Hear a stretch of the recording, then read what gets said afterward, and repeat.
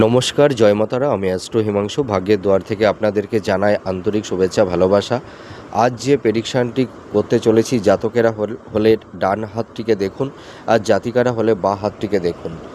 আপনারা দেখতে পাচ্ছেন এই যে হাতের রবি আঙুল, এই রবি আঙুলের নিচের দিকে এই রবি ক্ষেত্রে এই দেখুন একটা সুন্দর একটা রবি রেখা দেখতে পাচ্ছেন।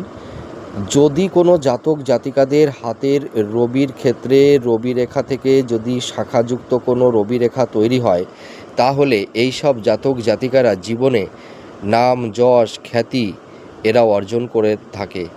এরা জীবনে প্রচুর ধন সম্পদের মালিক হতে পারে এবং এদের মান সম্মান বৃদ্ধি পায় এবং জনগণের সামনে, মানুষের সামনে এরা একটা সম্মানীয় ব্যক্তি রূপে নিজেদেরকে প্রতিপন্ন করতে পারে।